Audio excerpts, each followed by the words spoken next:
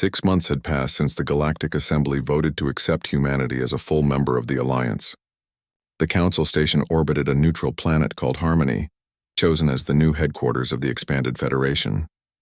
Ships from human worlds now docked regularly at the massive space station, bringing supplies, technology, and most importantly, people eager to learn about the wider galaxy they had been hidden from for so long. Helena stood in the newly constructed Joint Academy, watching young students from 6 different species attend their first class together. The classroom was circular, designed so that no species would sit in a position of greater importance than another. A human girl named Grace sat next to a young Xylid boy. An Etherian student floated near a Trachean child. A Quarren technician worked beside students from 3 other worlds. They were learning about the history of conflict between their species and how that history had changed forever. The instructor, a Vorthan named Counselor Thresh's younger brother Vex, was explaining the ancient wars that had separated the species for centuries. The students listened with fascination, many of them meeting students from other worlds for the first time in their lives. What had once seemed impossible was now becoming normal, expected even. Helena's communication device buzzed. A message from Earth had arrived, urgent and important. The ruling council wanted a direct video communication with her immediately. Helena excused herself from the academy and made her way to the communication center. The faces that appeared on the screen were familiar but weathered by age and responsibility. They were the leaders of the human worlds, the ones who had kept the species alive and hidden for 1,000 years. Chancellor Marcus was the oldest, his silver hair and deep wrinkles showing the weight of decisions made over decades. He looked at Helena with eyes that showed both pride and concern. Commander Brooks, he began formally. Though Helena had known him since childhood, the Council has received reports about the implementation of the Alliance. We are impressed by your work and the acceptance you have achieved, but we must discuss something critical, something that will determine humanity's future in ways you may not yet understand. Helena felt her stomach tighten. She had known this conversation would come eventually. What is it? She asked. We have received information through our long-range sensors, Chancellor Marcus continued. Information that we have kept secret from even the Galactic Council. There is a threat approaching from beyond known space, a civilization far older and more advanced than anything the current Alliance has encountered. We believe they will arrive within 2 years. Helena's mind raced. This changed everything. Why are you telling me this now? Why not inform the Council? Because we needed to know first whether humanity's integration into the Alliance was genuine. A younger council member named Director Sarah said, If humanity has truly committed to this alliance, then we must all face this threat together. But if there is any doubt, any hesitation, we need to know now. There is no doubt, Helena said firmly. Humanity chose this path. We chose to rejoin the galaxy.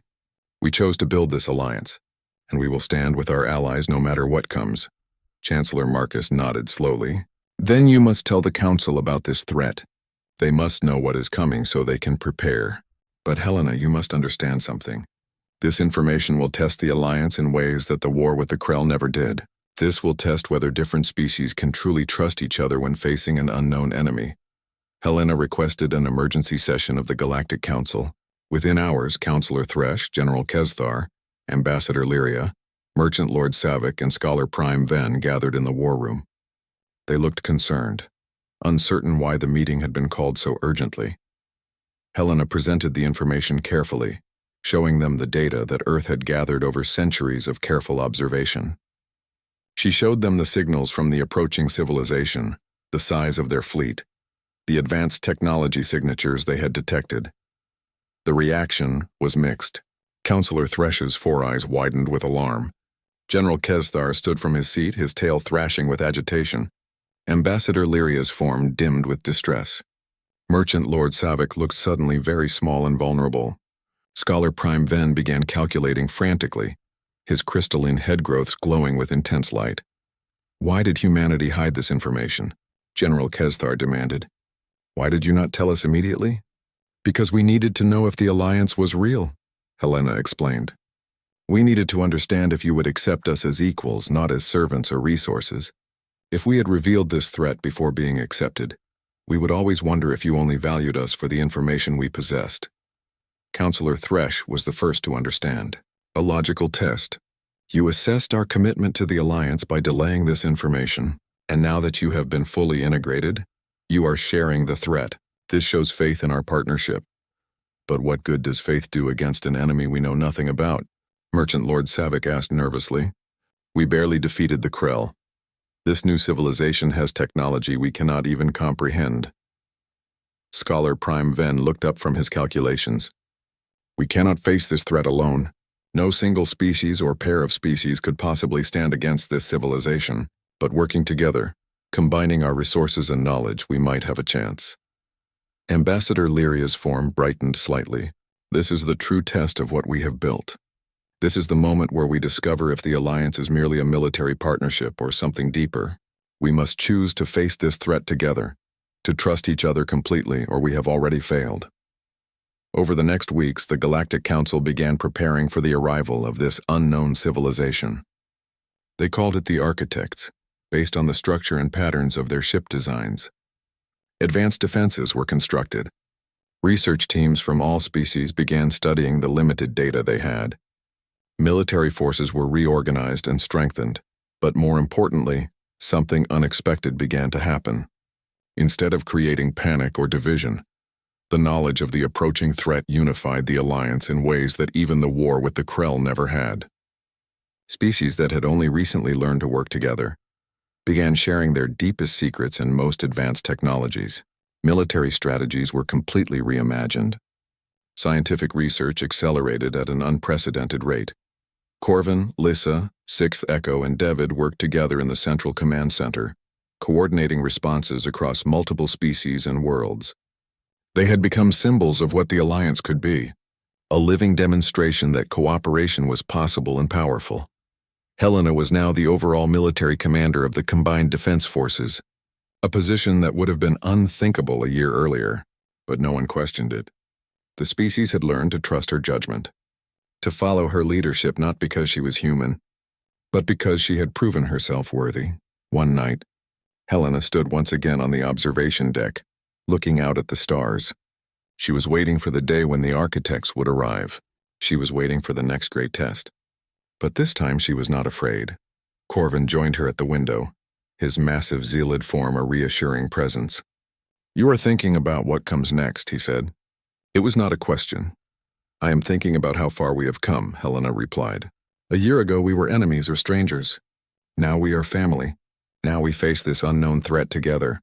Not because we have to, but because we choose to. Will we survive what comes? Corvin asked quietly. I do not know, Helena admitted. But I know that if any civilization can face the unknown with courage and unity, it is this one. We have learned something that most species never discover. We have learned that our differences make us stronger, not weaker. In the distance beyond the stars, the Architects continued their approach. In exactly 23 months and 14 days, they would arrive at known space. The galaxy would face a test greater than any it had ever known, and for the first time in the long history of the Federation, all the species would face that test together, united not just by survival, but by genuine friendship and trust. Helena closed her eyes and thought about humanity's long journey. From a species that almost destroyed itself, to a civilization that hid from the galaxy, to finally, a people who learned to trust and be trusted. It was a journey that had led to this moment, to this alliance, to this chance to prove that connection was possible. The stars shone above her, brilliant and eternal, waiting to see what humanity and its new family would do when faced with the unknown. The Grand Hall of the Galactic Federation was filled with representatives from hundreds of worlds and species. The war had ended. The Krell Dominion had been pushed back beyond the outer rim, contained but not destroyed, and a fragile peace had settled across known space. The Council had called this assembly to discuss the future, to decide what came next now that survival was no longer the only concern. Helena stood in the chamber, her body still bearing the scars of her sacrifice on Nix 7. The medical technology of 5 different species had saved her life, and her recovery had been remarkable, though she would always carry the marks of that day. She wore a formal uniform now, one that bore symbols from all 5 allied species. She was no longer an observer. She was no longer a guest. She was a full member of the Galactic Council, and her position was not questioned. Counselor Thresh began the assembly with his logical assessment of the current situation. The Krell threat has diminished significantly. Our combined military strength has proven sufficient to deter further aggressive expansion. However, questions remain about the future structure of our alliance. Do we remain as separate species who work together only in times of crisis, or do we move towards something greater? General Kesthar stood and addressed the council. His scarred face was no longer hard with suspicion when he looked at Helena. Instead, his expression showed profound respect. The humans have taught us something that our own military history did not. They have shown us that strength comes not from individual power, but from the bonds we forge with each other. The Xylid people wish to propose that humanity be recognized as an equal founding member of the Galactic Federation. We support this proposal, Ambassador Lyria said softly, her Etherean form glowing with gentle light. The humans have brought spiritual wisdom to our alliance. They understand that all species have value, that all perspectives matter. This is the principle we should build our future upon. Merchant Lord Savick calculated quickly, as he always did. The humans have already contributed significantly to our economy through shared knowledge. Full membership would create opportunities for trade and cooperation that benefit all species. The Trachian people support this proposal. Scholar Prime Ven's crystalline head growths pulsed with bright light. The humans possess intellectual resources that rival any species in the galaxy. Their historical archives alone will take our scientific community decades to fully study and understand. The Quarons absolutely support full membership for humanity. Even Counselor Thresh, the logical Vorthon, nodded his agreement. The data supports this decision. Humans have proven reliable, innovative, and committed to the success of our alliance. Full membership is justified. The vote was unanimous. Helena felt emotion rising in her chest as she listened to the council members speak about her people. She had not expected this moment to come so quickly. She had thought she would need to spend years, perhaps decades, proving humanity's worth to the galaxy. But the sacrifice on Nix 7, the willingness to risk everything for others, had spoken louder than any data or analysis could have. After the formal vote, Corvin approached her. The young Xylid officer had become one of Helena's closest companions, fighting beside her in every major battle since their first meeting. His tail moved in the Xylid gesture of friendship and respect.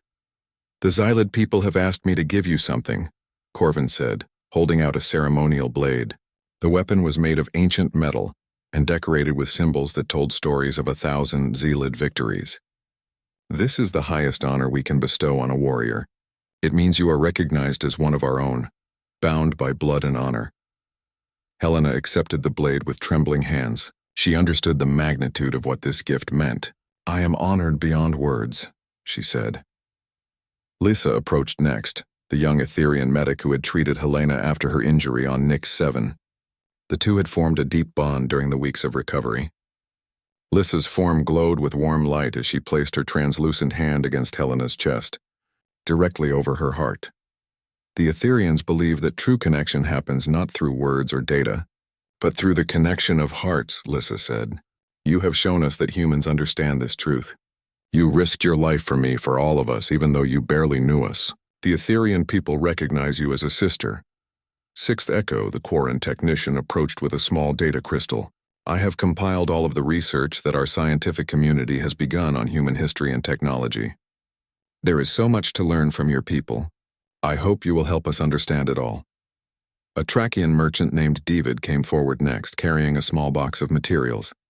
"These are rare trade goods from the outer colonies. We wish to establish commerce with humanity. The Trachian people believe there is much profit and much good that can come from this partnership."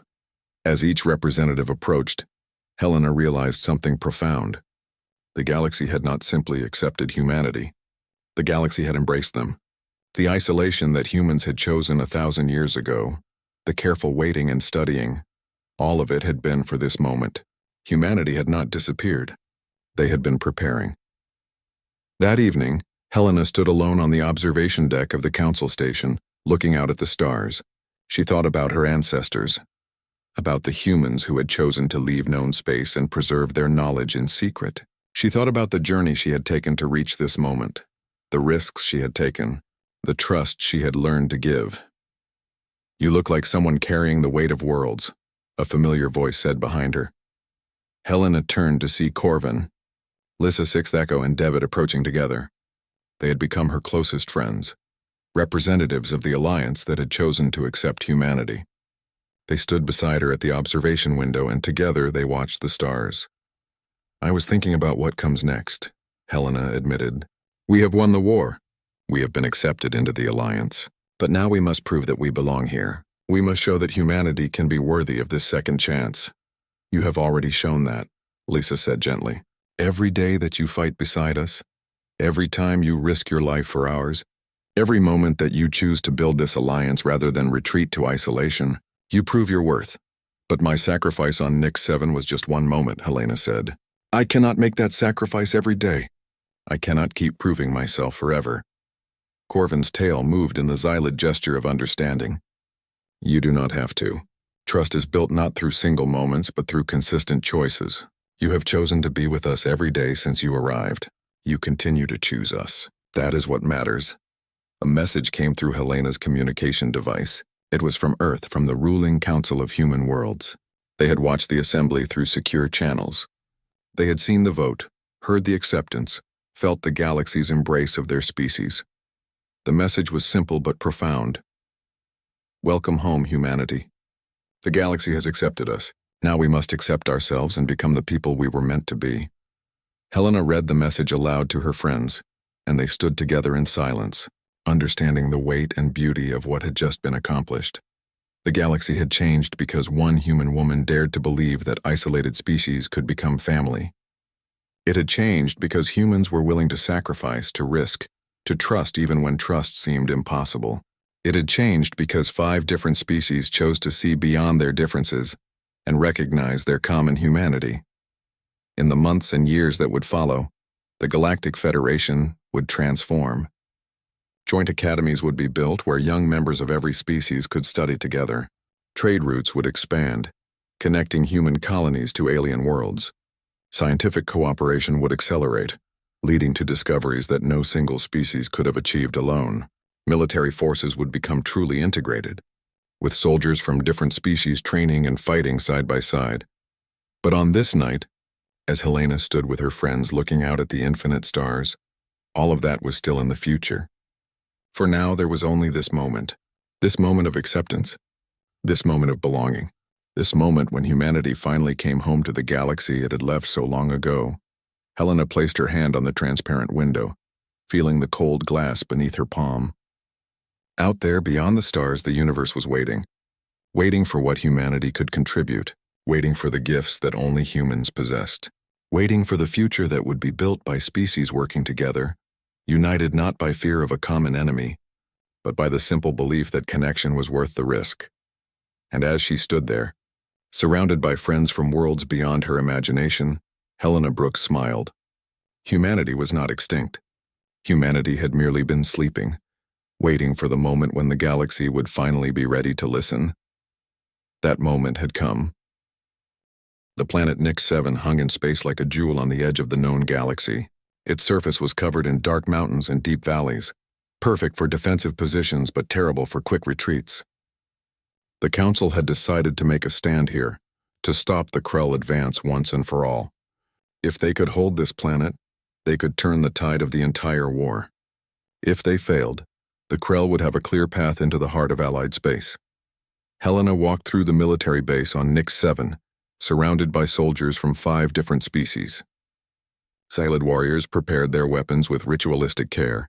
Etherians meditated in small groups, their forms glowing softly as they centered themselves for battle.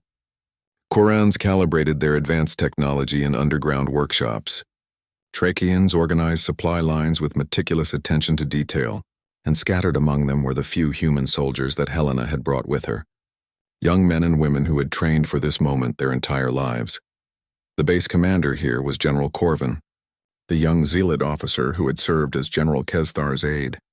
He had been skeptical of Helena at first, like most Xylids, but he had watched her prove herself time and again. Now, as they stood together looking at the defensive positions, he turned to her with genuine respect in his eyes. "Your people fight well," Corvin said. "I did not expect humans to have such discipline. Your combat training is unconventional but effective." "Humans have had thousands of years to refine how we work together," Helena replied. We learned long ago that our strength comes from understanding each other, not from individual power. Before Corvin could respond, alarms began to sound across the base. Red lights flashed urgently, and every soldier moved into position with practiced efficiency. The Krell were coming. Sensors had detected their ships entering the system, moving toward Nick 7 like a swarm of predators. Helena and Corvin rushed to the main command center, where holographic displays showed the approaching enemy force. It was larger than any Krell fleet they had encountered before. The Council had known this attack was coming, but seeing it with their own eyes was different. The sheer number of enemy ships made even the bravest warrior feel small and helpless. How long until they reached the planet? Helena asked. 30 minutes, Scholar Prime Ven answered from his position at the tactical display. The Quran's crystalline head growths pulsed with nervous light. Our defensive shields are ready, but they will not hold indefinitely. We have perhaps 3 cycles of heavy combat before they break through. Then we make those 3 cycles count, Helena said quietly. The battle began with a storm of weapons fire from space. Krell ships descended toward the planet like meteors, their weapons tearing at the defensive shields that protected the base. The shields held but barely. Each impact shook the ground beneath their feet. In the war room, officers from all 5 species worked side by side, coordinating responses, directing fire, managing the impossible. Helena watched the battle unfold on the holographic display, seeing patterns in the Krell assault that matched historical data she had studied. She called out predictions to the command center, directing defensive fire to intercept enemy ships at optimal moments. Corvin executed these orders without hesitation, and for the first time, the Krell assault began to falter. They are falling back from the northern sector, one Zilid officer reported. Eastern perimeter is holding steady, a Trachian commander added. But then, disaster struck. One of the Krell weapons penetrated the defensive shields and hit the ammunition storage facility directly. The explosion was catastrophic. The blast destroyed the entire eastern section of the base and killed hundreds of soldiers in an instant. The holographic displays flickered as systems crashed. In the chaos that followed, General Corvin received an urgent message from the Eastern Sector commander. The commander was trapped in a collapsing building with dozens of wounded soldiers. The Krell were advancing directly toward their position. Without immediate evacuation or reinforcement, everyone in that building would die. Corvin turned to Helena, his scaled face showing the impossible choice he faced. We do not have reinforcements to spare. Our defensive lines are already stretched to breaking. If we pull forces from other sectors to help those soldiers, the Krell will break through somewhere else. Helena did not hesitate. She turned to the human soldiers standing nearby. I am going to the eastern sector. Anyone who volunteers to come with me, gather weapons and follow me now. That is suicide, one of the human soldiers said. The Krell are advancing. You would be cut off. Yes, Helena agreed.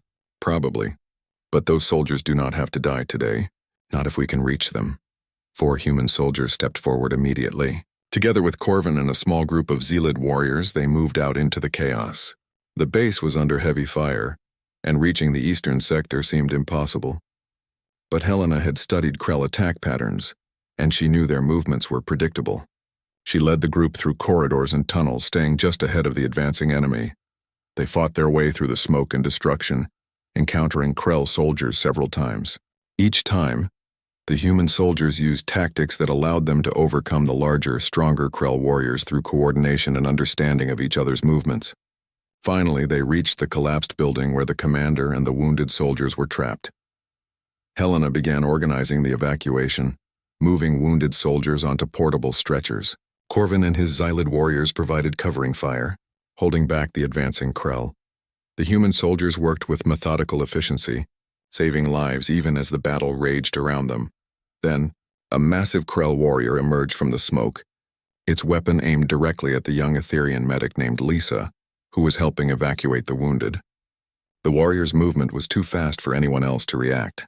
Helena saw what was about to happen and moved without thinking. She threw herself in front of the medic just as the weapon fired. The blast caught Helena full force. She felt the impact, felt the pain, felt herself falling, but she also felt Lisa's hands catching her, felt the Etherian's form glowing brightly with alarm and compassion. No! Lisa cried out. her voice like wind through crystal. "No, do not leave us." The human soldiers responded with fury. Their weapons converged on the Krell warrior, and the creature fell. Corvin rushed to Helena's side, his scaled face showing genuine concern for his human commander. "We must get her to medical," Corvin said urgently. "Get a stretcher. Move her carefully." The evacuation continued, but now Helena was among the wounded being carried from the battle zone.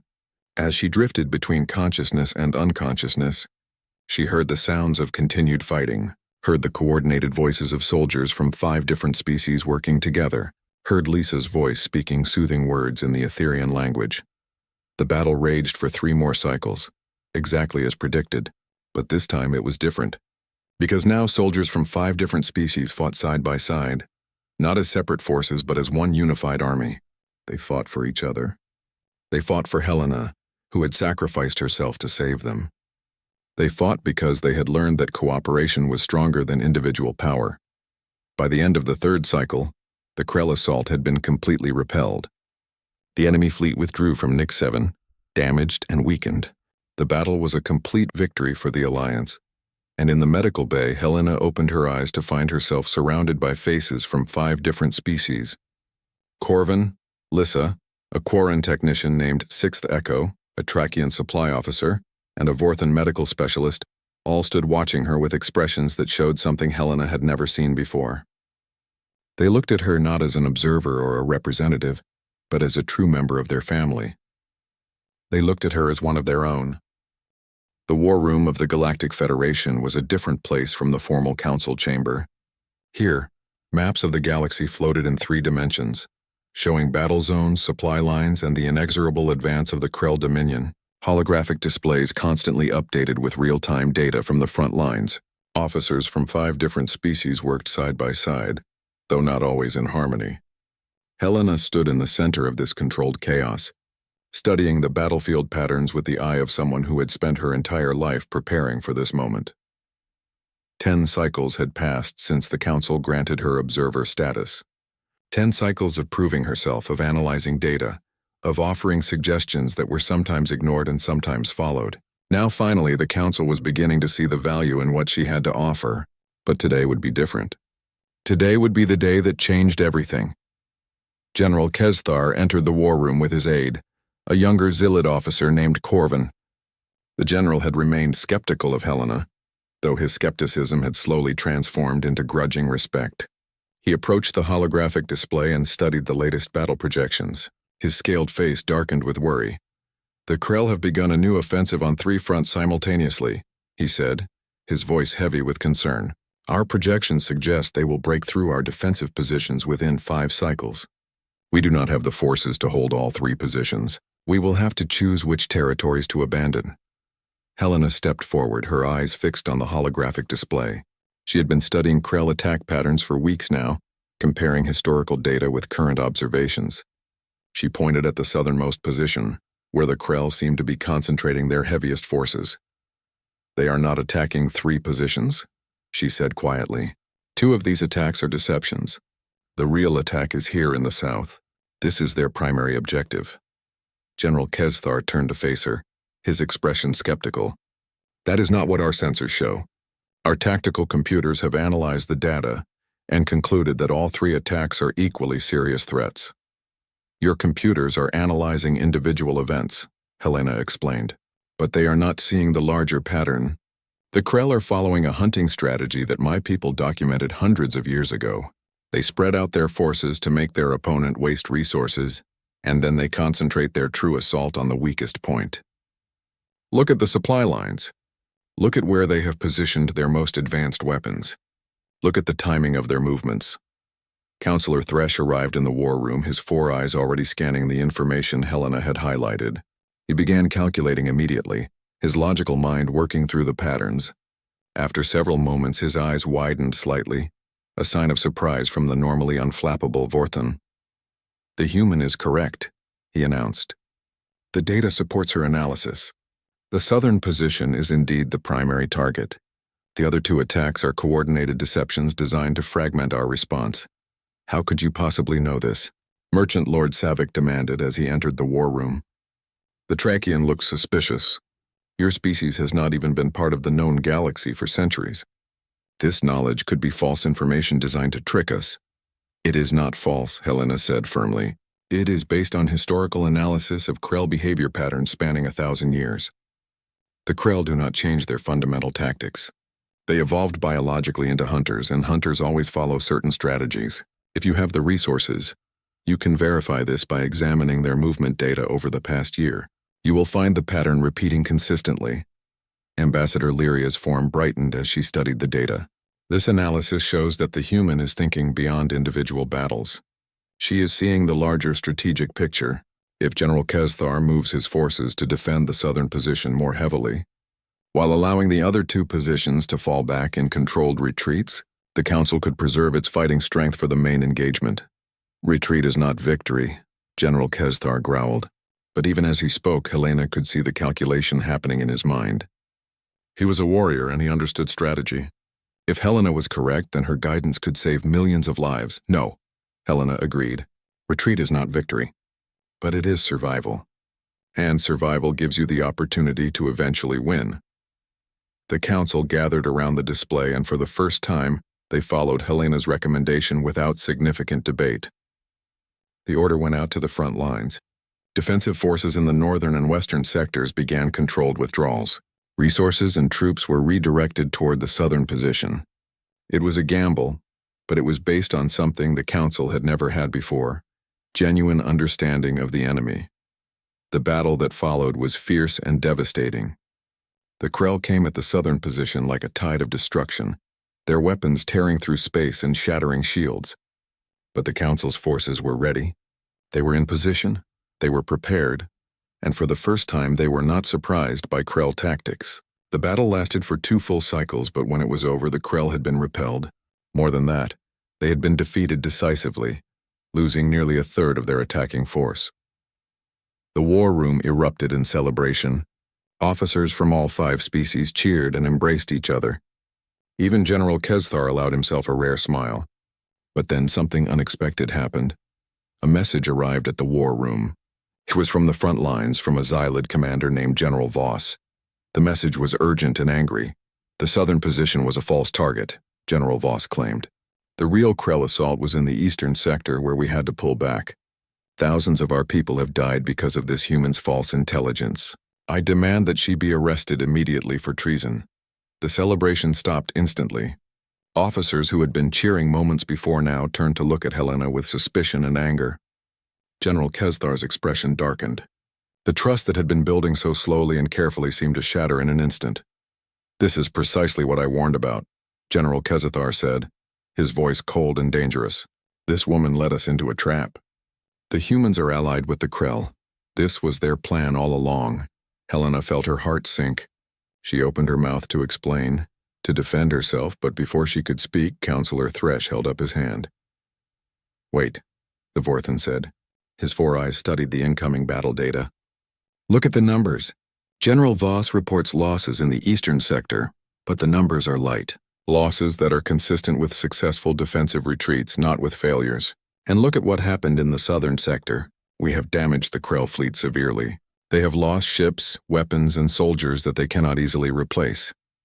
"The humans said the south was the real target," Ambassador Lyria added softly, "and we were proven right. The eastern sector losses were acceptable. The southern sector victory is what matters. This is not betrayal. This is military strategy." But General Kesthar was not convinced. His tail thrashed with anger and suspicion. "Or it is elaborate maneuvering. How do we know she did not work with the Krell to orchestrate these events?" Helena took a deep breath. She could have defended herself aggressively. She could have demanded an investigation. She could have thrown doubt on General Voss or questioned his loyalty. Instead, she made a choice that shocked everyone in the room. "I will open all of humanity's records," she said clearly. "Every file, every data archive, every piece of intelligence we have ever gathered about the Krell. All of it will be made available to the Council without restriction. You can verify everything I have told you. You can check every prediction I have made. If you find that I have lied or hidden anything, then execute me for treason against the Alliance." The room fell silent. Merchant Lord Savik's eyes widened with surprise. Scholar Prime Ven's crystalline head growths pulsed with intense light as he processed the magnitude of what Helena had just offered. Why would you offer such a thing? General Kesthar asked, genuinely confused. Helena looked directly at the Xylid general. Because I believe in this alliance. Because I believe that different species can work together. Because I believe that trust is worth the risk. If you want proof of my loyalty, then take it. But take all of it, not just the parts that fit your doubts. The general stared at her for a long moment. Then slowly his tail stopped thrashing. He nodded, just barely, but it was enough. The tide of suspicion in the room began to turn back toward acceptance. Helena had just proven something that no amount of data or analysis could have shown. She had proven that she was willing to sacrifice everything for the Alliance, and in doing so, she had made herself truly part of the galactic family. The council chamber remained silent for only a moment before chaos erupted. Councillor Thresh's four eyes blinked rapidly as he analyzed the data Helena had presented. His fingers moved over the holographic display, cross-referencing information that spanned centuries. General Kesthar's tail thrashed beneath the table, a sign of deep agitation. Merchant Lord Savick whispered urgently to his aide, already calculating potential profits and losses. Ambassador Lyria's form flickered between states of light and shadow, betraying her emotional confusion. Scholar Prime Ven's crystalline head growths glowed brighter as he processed the enormous amount of data.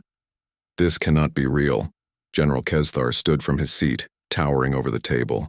The human species was studied extensively by our historians. They were violent, primitive, prone to wars against their own kind. They destroyed themselves long ago. We have records of their extinction. Helena remained perfectly calm. She had expected this reaction. She had prepared for it during her long journey across the galaxy. Her voice was steady and clear when she spoke. Your records are incomplete. Humans did not destroy themselves. We learned from our mistakes. We evolved beyond simple conquest and destruction. That is precisely why we can help you. We understand what the Krell have not yet learned. Councillor Thresh looked up from the data, his logical mind intrigued. Your information about Krell behavioral patterns is remarkably detailed. Some of this analysis suggests they are not purely aggressive hunters. The data indicates a social structure, ritualistic behavior, even what could be interpreted as emotional responses to certain stimuli. This contradicts everything we have encountered. That is because you have never truly studied them, Helena explained. You have only fought them. The Krell are not mindless destroyers.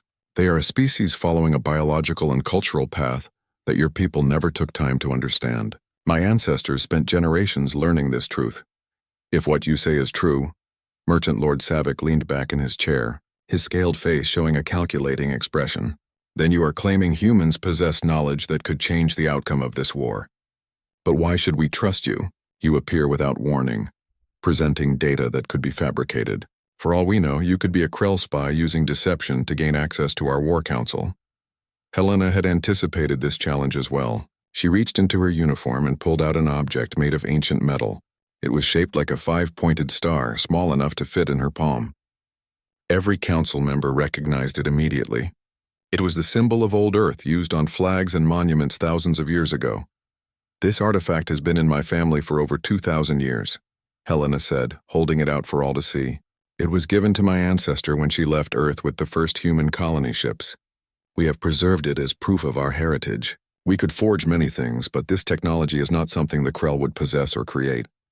Your scientific experts can verify this if you wish. Scholar Prime Ven stood from his seat and approached Helena. His forearms reached out and carefully examined the artifact. His crystalline head growth pulsed with light as he scanned it with sensors only Korans could use. After a long moment, he nodded slowly. The composition is indeed ancient. The alloys used in its creation are not in use anywhere in known space. This artifact is consistent with historical records of early human technology. It appears authentic. The validation from Scholar Prime Ven shifted the atmosphere in the chamber. Councillor Thresh's expression changed, becoming more thoughtful. Even General Kesthar seemed slightly less aggressive, though his tail continued to move with agitation. Ambassador Lyria's form brightened slightly. If what this woman says is true, then there is hope. A species that has overcome its own destructive nature and learned to think beyond mere survival might indeed understand the path to peaceful coexistence. Perhaps the Krell could be reached through diplomatic means if we understood them better. Peace is a luxury we cannot afford, General Kesthar growled. The Krell advance every cycle. While we sit here debating philosophy, our people are dying. We need action, not conversation. Helena turned to face the Xylid general directly. General, I do not dispute that action is necessary. However, action without understanding is simply continued failure. Your military has been fighting the Krell for months, and each battle has cost more lives. If we use my knowledge to understand their tactics, we can respond more effectively. This is not instead of action. This is action informed by intelligence. Merchant Lord Savik began calculating out loud, his voice taking on the tone of someone who had already made a business decision. The Council could grant observer status to Commander Brooks. She would have access to our war councils but no direct decision-making authority. This allows us to verify her knowledge without giving her control over our military strategy. If her information proves valuable, we can discuss fuller integration of the human species into our alliance. Counselor Thresh's 4 eyes turned toward Savik, then toward Helena. A reasonable proposal. Logic suggests we should test the human's knowledge before committing to full alliance. If her data proves accurate in tactical applications, then we will know whether to trust her further. And if she proves to be an infiltrator? General Kesthar demanded. If this is some Krell trick to undermine us from within, then we will have observer status for only a limited time before discovering the deception, Counselor Thresh responded. The risk is minimal compared to the potential benefit of having detailed knowledge of Krell behavioral patterns. The council members looked at each other. Helena could see the calculation happening in each of their minds. The Etherian Ambassador Lyria simply nodded, her form glowing softly with acceptance. The Quran, Scholar Prime Ven, was already making notes about the new data. Only General Kesthar remained visibly opposed, but even he seemed to understand that he was outvoted. Very well, Counselor Thresh announced. Commander Helena Brooks is granted observer status in the Galactic War Council. She will have access to strategic information and will be permitted to offer insights into Krell behavior and tactics. Her status will be reviewed after 10 cycles. If her information proves invaluable and her loyalty beyond question, further discussions regarding human integration into our alliance may proceed. Helena felt relief wash over her, though she kept her expression neutral. This was not victory, but it was a beginning. She had achieved what she came to do. She had gained a voice in the council. Now she had to prove that she deserved it. As she walked from the chamber, younger council members from each species approached her, their curiosity clearly piqued by this strange woman from a species thought long dead. A young Etherian officer, barely more than a child in her species' long life, asked about human history. A Trachian merchant wanted to know about human trade practices. A Quarren technician expressed interest in human scientific methods. Helena answered each question patiently, understanding that these small conversations might be as important as her presentation to the full council. She was not just representing herself anymore. She was representing an entire species that had been forgotten by the galaxy. As the night cycle fell over the council station, Helena looked out at the stars through a transparent wall. Somewhere out there, the Krell continued their expansion. Somewhere out there, people were dying, and now humanity had a chance to make a difference. But first she had to prove they were worthy of that chance. She had to prove that the ghost of human civilization was not a threat, but a salvation. The War Council chamber of the Galactic Federation hung in the void of space, a massive structure of gleaming metal and transparent crystal. Ships from 100 different worlds had sent their representatives here to discuss the war that threatened to destroy everything. The Krell Dominion was spreading across the outer rim like a plague, consuming planets and enslaving species. In 7 cycles, the Dominion had crushed more than 30 worlds. Governments had fallen. Millions had died. The Council needed answers, and they needed them fast. Commander Helena Brooks stood in the observation chamber, watching the War Council through the transparent wall. She was a tall woman with dark hair pulled back in a tight braid. Her gray eyes showed no fear, though her hands were clenched into fists at her sides. She wore a simple blue uniform with no military markings, nothing that would identify her species immediately. That would come soon enough. She had traveled across known space to reach this moment, and everything depended on what happened in the next few minutes. Inside the council chamber, 5 major species sat around a table of polished starlight metal. The Vorthan occupied the northern position, their gray skin reflecting the overhead lights like mirrors. They had 4 eyes and thin, delicate fingers that moved with mathematical precision. Their representative, Counselor Thresh, was known for his logical approach to every problem. He believed that emotions were a weakness and that pure reason could solve any crisis. To the east sat the Xylid, massive beings with scaled skin that shimmered between purple and blue. They were warriors by nature with strong jaws and powerful builds. Their representative, General Kesthar, carried the scars of 100 battles. He sat with the posture of someone who had never known defeat, though his kind had been losing ground to the Krell for months. His tail moved beneath the table, a sign of his growing frustration. The Etherians came from a world of floating cities in the clouds. They had translucent skin that glowed with soft light, and their bodies seemed to be only half real, as if they might disappear at any moment. Ambassador Lyria spoke with a voice like wind through crystal. She represented the spiritual and diplomatic side of the council. The Etherians believed that every problem had a solution that did not require bloodshed, though even they were beginning to lose faith in that ideal. The Tracheans were smaller beings, barely 4 feet tall, with scales and curved horns that made them look almost like ancient dragons from old Earth stories. They were merchants and traders, always looking for an advantage. Merchant Lord Savik believed that every war had a price, and that price could be negotiated. He had made fortunes during the conflict, supplying weapons and materials to various factions. Finally, there were the Quarans, beings of pure intellect who spent most of their time studying technology and physics. They had long, thin bodies with 4 arms, and their heads were covered in crystalline growths that helped them process information. Their representative, Scholar Prime Ven, had already proposed 3 different technological solutions to the Krell problem, none of which were possible to build in any reasonable time. These 5 species controlled most of the known galaxy. They had each fought their own wars against the Krell, and each had lost. Now they were meeting to decide on a combined strategy. The problem was that they could not agree on anything. The Krell are predictable, Counselor Thresh was saying, his 4 eyes fixed on a holographic display of the war zone. If we apply mathematical models to their attack patterns, we can forecast their next 3 moves with 85% accuracy.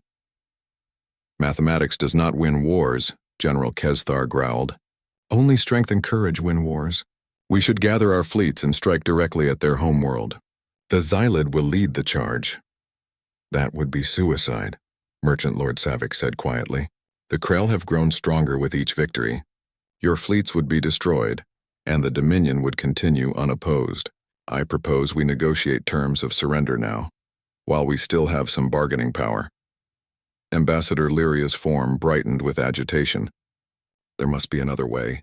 The Krell are not evil by nature. They are simply following the only path they have ever known. If we could show them a better way, a path toward coexistence, then perhaps the violence could end. Coexistence with killers, General Kesthar spat. We do not have the resources for a direct confrontation, Scholar Prime Ven added. And the Vorthan model, while mathematically sound, leaves too many variables unaccounted for. We need more data. We need to understand the Krell at a deeper level than simple observation. The argument continued, voices rising and falling, the same points being made over and over again. None of them truly believed they could win. They were afraid, and fear was making them desperate. Then the chamber doors opened. Helena Brooks stepped inside, and the room fell silent. For a moment, no one moved. The species around the table stared at the newcomer, unable to place her. She was obviously humanoid, but with features that did not match any known species in the database. Her skin was slightly different, her proportions off by small but noticeable amounts. She was wearing a uniform that bore the seal of the ancient United Nations of Earth, a symbol that had not been seen in recorded history. "Who are you?" Counselor Thresh asked, his 4 eyes narrowing. "How did you pass security?" Helena did not hesitate. She walked to the center of the table and stood tall, her voice clear and steady. "My name is Commander Helena Brooks. I represent the human species of Earth. We have been waiting for this moment for over 1,000 years.